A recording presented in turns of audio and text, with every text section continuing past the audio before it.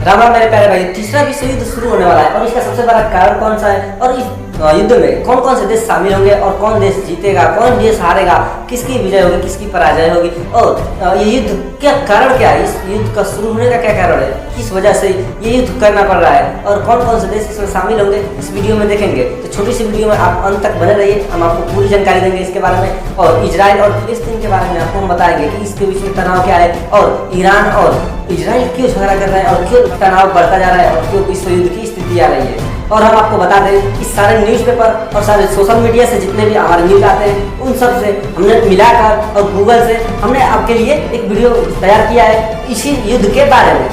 तो आप वीडियो अंत तक जरूर देखिएगा। चलिए वीडियो को शुरू करते हैं।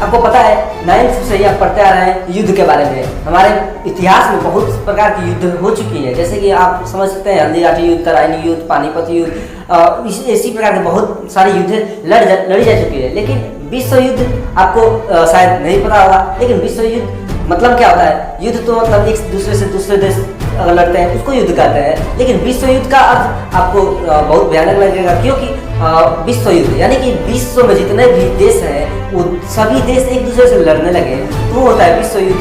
तो समझ जाइए कि दुनिया में जितने यानी कि विश्व में जितने भी देश हैं एक दूसरे से लड़ रहे हैं तो उसको कहते हैं विश्व युद्ध। तो हमारा 2 बार विश्व युद्ध हो चुका है, यानी कि प्रथम विश्व युद्ध, द्वितीय विश्व युद्ध और यहाँ पर तीसरा विश्व युद्ध शुरू होने वाला है। और इसका कारण, सबसे बड़ा कारण यह है कि इजराइल और फिलिस्तीन के बीच का युद्ध, फिलिस्तीन और इजराइल इन दोनों में तनाव का कारण क्या है? इसका सबसे बड़ा कारण यह है कि आपको पता है इजराइल में हमारे यहूदी धर्म के लोग रहते हैं, यहूदी और ईसाई दोनों धर्म लगभग एक दूसरे से मैच करते हैं, ठीक। और यहाँ पर उसके बगल में यानी कि इजराइल के आसपास जितने भी सारे देश हैं 56 कंट्रीज, वो सभी देश मुस्लिम कंट्री है, यानी कि अरब में जो देश है वो सभी मुस्लिम कंट्रीज है और मुस्लिम और यहूदियों के बीच कभी बनती नहीं है। क्यों नहीं बनती है? इसका सबसे बड़ा कारण यह है क्योंकि इजराइल में एक स्थान है जिसका नाम है यरूशलेम और उस यरूशलेम में एक आराधनालय है। यानी कि आपको पता है कि मस्जिद क्या होता है, मंदिर क्या होता है? मंदिर हिंदू के लिए पवित्र स्थान होता है, यहाँ पर भगवान की पूजा की जाती है। मस्जिद वो स्थान होता है जहाँ पर मुस्लिम नमाज पढ़ते हैं। लेकिन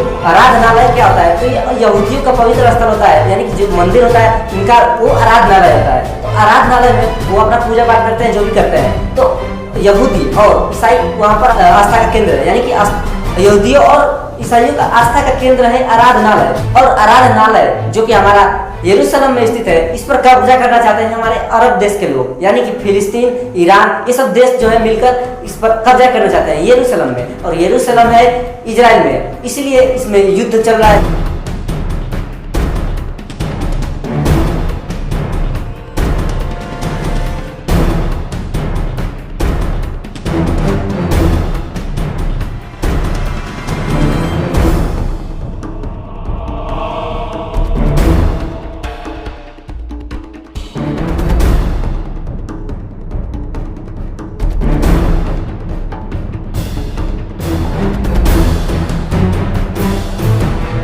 तो ये आराधनालय इजराइल का है और इजराइल में है और उन दोनों का आस्था केंद्र है यहूदियों और ईसाइयों का। तो उसमें मुस्लिमों को क्या करना है, यानी कि मुस्लिमों को उसमें से क्या लेना देना है?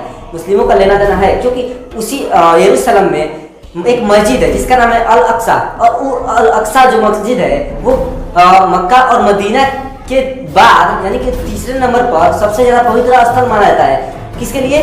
मुस्लिमों के लिए, यानी कि मुस्लिम इसीलिए वहाँ पर लड़ाई कर रहे हैं और उसी की वजह से यहाँ पर जंग छिड़ी हुई है। और ये जंग शुरू हुई थी सबसे पहले जब इजराइल आज़ाद हुआ था। जिस प्रकार भारत आज़ाद हुआ 1947 में, उसी प्रकार इजराइल भी आज़ाद हुआ था। वो कब हुआ था? 1948 ईस्वी में। ठीक। तो 1948 ईस्वी में जब वो आज़ाद हुआ तो सभी जो मुस्लिम कंट्रीज थे उसके बीच में वो घिरा हुआ था। तो मुस्लिम कंट्रीज ये नहीं चाहते थे कि यहाँ पर एक यहूदी देश मतलब बसे और स्वतंत्र रूप से रहे, तो इसलिए वहाँ पर उन्होंने उससे झगड़ा किया। और ये जो आराधनालय है ये हमारे इजराइल के यरूशलेम नगर में स्थित है और वहाँ पर उनका आस्था केंद्र है, यानी कि ईसाइयों और यहूदियों का आस्था केंद्र है। और वो आस्था केंद्र वहाँ से वो लोग हटा भी सकते हैं, लेकिन क्यों नहीं हटा रहे हैं। जिस प्रकार आपको पता है कि भारत में राम मंदिर कहाँ बना, अयोध्या में बना, जहाँ पर श्री राम जी का जन्म हुआ था। तो वहाँ से अलग भी बन सकता था, मस्जिद तोड़ा क्यों गया, वहाँ से अलग भी तो बन सकता था, लेकिन नहीं बना, क्योंकि वहीं पर बना इसलिए क्योंकि वहाँ पर श्री राम जी का जन्म हुआ था, इसलिए वहाँ पर बना। उसी प्रकार यहूदियों और ईसाइयों का जो हमारे उनके भगवान होते हैं ईसा मसीह, उनको सूली पर वहीं पर लटकाया गया, वहीं पर उनकी मृत्यु हुई और फिर से वो वहीं पर जिंदा भी हुए थे।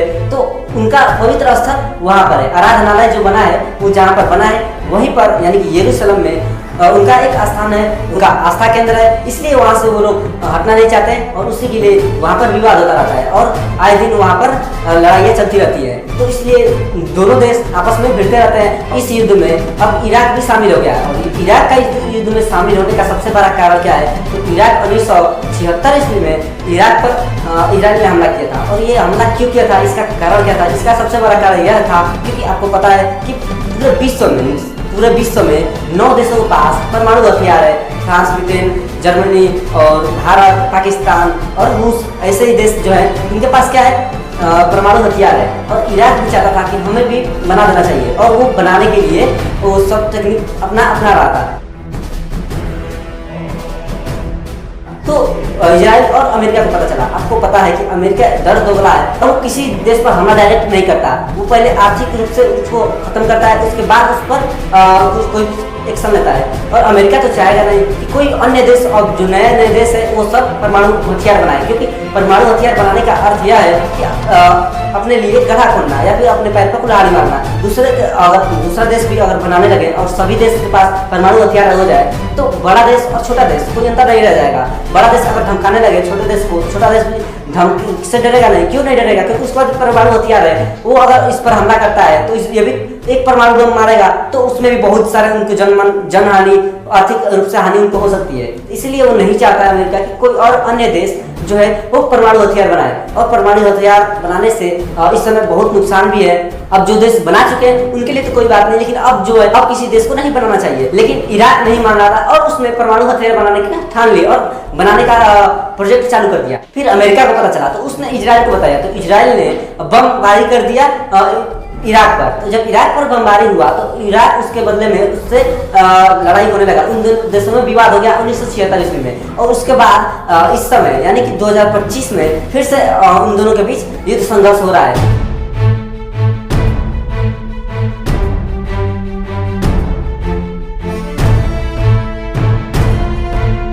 और इन दोनों के बीच युद्ध संघर्ष को देखकर अमेरिका जो है वो किसके साथ हो गया, इजराइल के साथ हो गया। रूस जो है वो इराक के साथ हो गया। पाकिस्तान और ये जो चाइना है ये सभी किसके समर्थन में आ गए, तो ये आ गए हैं जितने भी बड़े बड़े इधर के देश हैं एशिया में, जितने भी बड़े बड़े देश हैं वो सब किसके फेवर में आ गए, तो वो सब इराक के फेवर में आ गए। और जो यूरोपियन कंट्री है France, Germany, Italy, United kingdom, UK और यूएसए यानी कि अमेरिका, ये सभी किसके फेवर में हो गए, इजराइल के फेवर में। और उन सब इसको हथियार देंगे यानी कि इजराइल को भी हथियार देंगे और इराक से युद्ध करने के लिए। अब इन दोनों के बीच युद्ध संघर्ष होगा तो इस प्रकार एक दूसरे का समर्थन ऐसे करेंगे। इस प्रकार शीत युद्ध में हुआ था, एक दूसरे का समर्थन करते करते एक दूसरे से लड़ने लगे, यानी कि विश्व युद्ध का परिस्थिति आ गया था। तो उस समय परमाणु हथियार नहीं था तो ज्यादा जनहानि नहीं हुई। लेकिन इस समय युद्ध होगा और विश्व युद्ध होता है तो परमाणु हथियार 9 देश के पास है, ठीक, और एक दूसरे के समर्थन में सभी लगे हुए हैं। तो परमाणु हथियार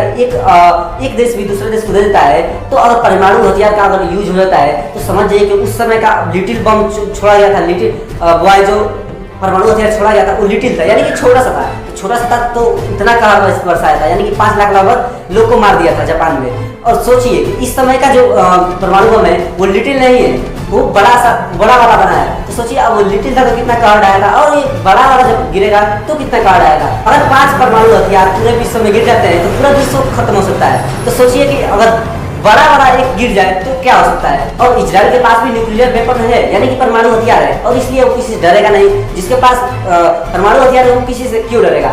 उसके पास परमाणु हथियार है इसलिए वो डरता नहीं है। और इराक के पास परमाणु हथियार नहीं है, और उसका डरने का कारण, सबसे बड़ा कारण यह भी है, और वो चाहता है कि मैं परमाणु हथियार बना लूं, लेकिन उससे कोई भी बनाने नहीं देगा। कोई भी देश नहीं चाहेगा कि वो परमाणु हथियार बनाए। इराक के पास तो परमाणु वेपन नहीं है, लेकिन एक इस्लामिक कंट्री है पाकिस्तान, जिसके पास परमाणु वेपन है, तो वो चाह रहा है कि हम इराक को दे दें, और इराक डरेगा नहीं जब उसके पास परमाणु वेपन हो जाएगा तो, और वो इजराइल पर हमला करेगा, जो कि अमेरिका को बर्दाश्त नहीं होगा। तो अमेरिका ने क्या किया कि पाकिस्तान के मेजर को अपने यहाँ बुलाया और व्हाइट हाउस में उसको समझाया कि आप इराक को किसी प्रकार से मदद नहीं करेंगे, ठीक। तो पाकिस्तान ने कहा जी हजूर हम ऐसा नहीं करेंगे, ठीक है, उसको हमारे हेल्प नहीं करेंगे, भले ही इस्लामिक कंट्री है तो क्या हुआ, मैं नहीं करूँगा, आप बोल रहे हैं तो। अब उसका जी हजूरी करना ही पड़ेगा। क्यों करना पड़ेगा? क्योंकि उसको पता है कि उसको आर्थिक रूप से कौन सहायता करता है, अमेरिका करता है। और जब भी उसके देश में यानी पाकिस्तान में युद्ध की स्थिति होती है तो वेपन भी कहाँ से आते हैं? अमेरिका से ही आते हैं और चीन से आते हैं। तो अधिकतर वेपन इन दोनों देश से आते हैं, इसलिए उनका बात इनको मानना पड़ेगा। और वहां पर पाकिस्तान के मेजर को अमेरिका ने अच्छे से समझा दिया, और इसके बाद एक घर आ गए अपने। और उसके बाद जब इराक और इजराइल में युद्ध शुरू हुआ